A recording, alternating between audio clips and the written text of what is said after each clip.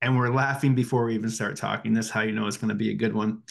Helen and I are back with number 4 in our Imposter Syndrome series, how to manage it. So, I have two really amazing things to say. So I feel like you should find something to go in between my two and then maybe after it as well. I don't know, that's a lot of pressure. I mean, amazing. Are they really? I mean, I think so. But I then again, I'm me and I came up with don't them. think the So, things I have to say are worthy of it. okay. Well, let me go Well, first and then you can think. Well, because I know you won't pay attention to me. We just talked about that, but it's I think louder than you speak. That's not my fault. nice. All right. How to manage it. So I actually based around coping, asking questions, realizing I don't have to know. I actually at Facebook came up with a strategy that I still use to this day, even when I'm the consultant walking into the boardroom. I am fairly sure that I am the dumbest person in the room. In fact, I think it qualifies me as a diversity hire at most places. Um, like I'm usually the least educated, most No need to ridiculous. insult diversity like that, just to say. I know, I know, I know. But um, but it's actually quite powerful because when you are someone who needs to lead, consultants need to lead, right? Project managers, bosses, whatever. Realizing that it's not all about you is actually quite powerful. And so, what I did at Facebook was I got all of these smart engineers that understood the technology that I had no idea about. And by the way, like when I got to Facebook, they gave me a Mac and an iPhone 4S. And I literally had never seen an Apple device in real life. And I had literally, I still have it on my Kindle, iPhone 4S for Dummies and Mac for Dummies. Like it made no sense. I was like, one button? How do you work a thing with one button? But, anyways, so this is where I was. And I brought everybody together and I said, look, here is the problem statement. Here is our vision of success. And between this, you're telling me all of these things, and I have no ability to get us there. So I brought all of you together to help me because I know so little about this. If you can't explain it to me, you don't know anything about it either.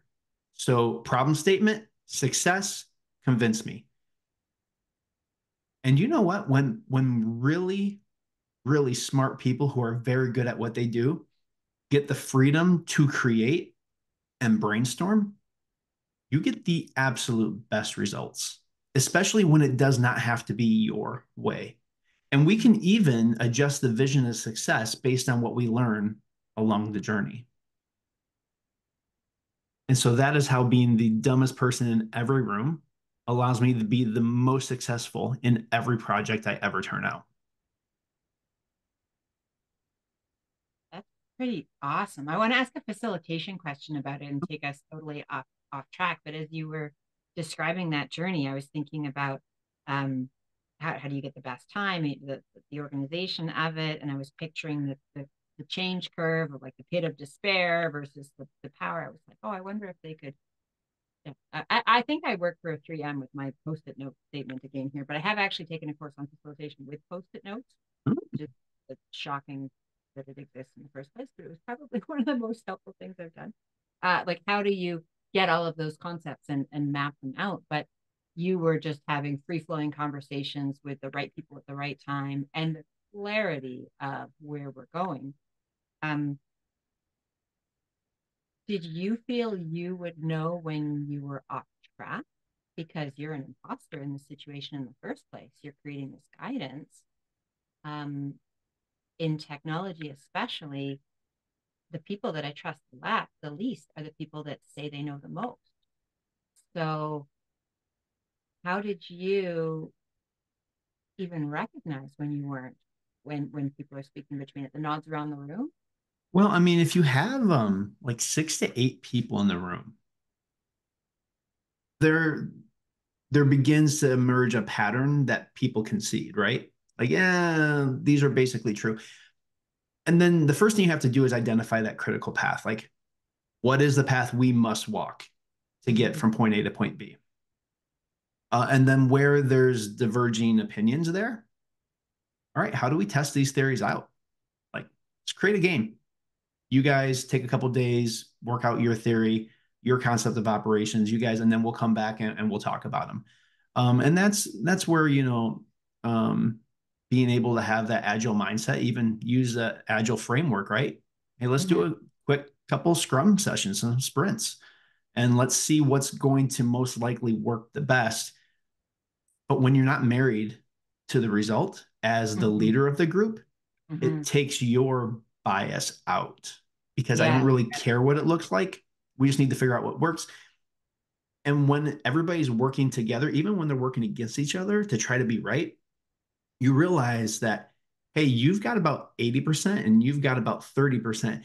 And that doesn't actually equal 100, but they both feel right. So, how can we take what's best and make this work? And it becomes quite collaborative. Yeah, absolutely. That's interesting. I like that actually, the unbiased facilitator makes sense. 'Cause I think I end up facilitating a lot of conversations where I have, yeah, a skeleton framework. I want to go in the direction. I wonder, I'm going to give it a try. I'll fling myself into my imposter syndrome more. But And the problem for you is you're actually very smart, whereas yeah, I am not. So I mean, right. you could bring me in as an outside consultant to be the dumb guy in the room. I play that role every day. Yeah, yeah, absolutely. So if okay, that's great. Yep. And then I get to just prove like the smartest person in the room has the least valued thing because you're actually facilitating through There you that go. me. Sure. For me, and when I started on the help desk approximately 100 years ago, um, it was a time when tech was just terrifying. I mean, the home computer was not in homes yet; it was in my home, the 80s, nerd. Uh, and the clients that would be phoning me on the help desk from all over the place trying to get critical help vice presidents in near tears because the technology was making them feel so vulnerable and was creating such a significant barrier between them and what they needed to do. It actually pivoted me from having an purely tech career to, well, this is how I ended up calling myself a technology romantic, like the Meg Ryan of IT. I The am, Meg Ryan of IT. I am, again, another old reference. It doesn't help anybody if Sleepless in the IDF room. Is that what we're going with? exactly. I I truly, truly believe that technology will enable and lift and multiply positive mission impact and help fit together the social fabric of, this is the reason that I work. However, it's a series of like rom-com like misunderstandings where I'm at top of the Eiffel Tower and somebody's down here. And the communication, I could only keep doing this every single day if I was a hopeless romantic about technology actually paying off. And as I was working with people on the help desk, I knew the tech would work. It was hearing the pain that pivoted me to um, join them in their imposter syndrome of, okay, how do we actually make this work for them? So I put the no in innovation. I'm not on the bleeding edge at all. I'm on how is this old shit actually, sorry, stuff actually going to work to solve the real problems that this organization is facing today. So the imposter syndrome that other people, you could hear it in their voice. Now it's come back to IT again because we've made technology so easy to use. And people don't understand when they're downloading all these apps onto their phone that they are the complete ecosystem of their organization. So when I tell them it's going to take 2 years to build their CRM with multiple Mhm. releases, they're like, well, I could just buy this SaaS program. They don't realize that they're a complete unit and I need to create a complete unit between thousands of people and technology. But our successes in tech have become so made things so easy to use that the imposter syndrome is pointed at us now why is that nerd being a barrier to the work that we need to do? I just Googled and got 10 different hits on ways that I can solve this problem immediately. So it's we went from the smartest people in the room and on the other end of the phone to the dumbest, lowest, most useful in the last 25 years. Nice. I like it. Time for one more. Oh yeah, you've got two amazing I've ones. got two amazing ones. Ready? All right. Yeah, I'll have a half baked one at the end. Perfect. So when you have that anxiety that you cannot shake, and life or projects or bosses are looking you in the face and being like, "This is going to kill you." Um, Our voice again. Yeah. Here's a way that I have used and that I have helped countless other people use, people that have worked for me, with me, other places in the world, other industries actually. Go to a whiteboard, or if you want to be a hopeless IT romantic about it, go to a mirror with some lipstick and draw out three columns. And the one in the middle is things I can influence. The one on the left is things I control, and the one on the right is things completely outside of my control. Mm-hmm. And within whatever space you're in that's causing you the anxiety, start with the things that you can control on the left, and then go to the right, the things completely outside of my control, the things you could never, ever control, right? And spend a lot of time on the extremes. And then some additional thought, the things on the right that I can't control, what relationship, resources, finances, partnership, etc., Influence. would it take for me to have an ability to influence it, which could bring it into the middle? So this could come to the middle. I could influence this if I had. And then once you create that list, keep it up. I prefer a digital list because you will work through this for the next 3 months. Everything that you can control, how can you exert total control over those things and rock them? And the things you have no control over, make an agenda and start talking to your boss and your partners about these things. These are impediments, roadblocks I have no control over. You may find that other people have control, or that you actually have control that you didn't realize. And as you have those conversations, more and more of those things are going to move to the center. I can influence them with. And then as you start to exert influence with resources, the things in the middle will start to move to the left, the things that you now control, and your network expands at the same time.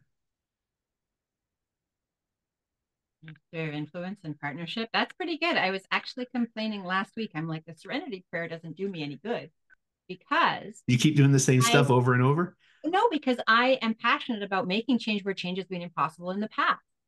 So, but I know that that actually causes a lot of stress and challenge. So I'm just going to feel everything you've just said, um, and It works. speak it. And I'm not going to end with another thing on imposter syndrome because I'm just not good enough for it.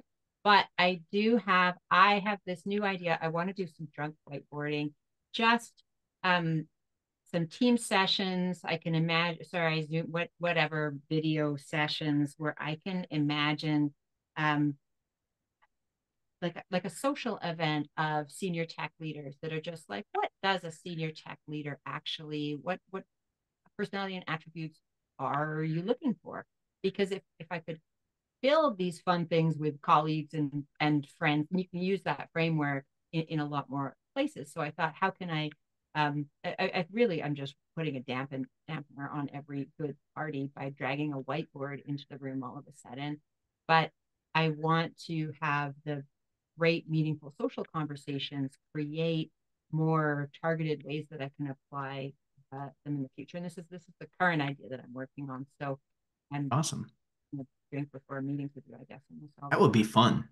The drinking's not the mandatory part, but the social fun of problem solving facilitated by something more permanent Yeah. is what's missing, I think, from you get a bunch of fun, cool nerds together. We solve the world, and then we can, Awesome. That would be fun. Invite me. I will. Okay, you're in. All right. See you next time.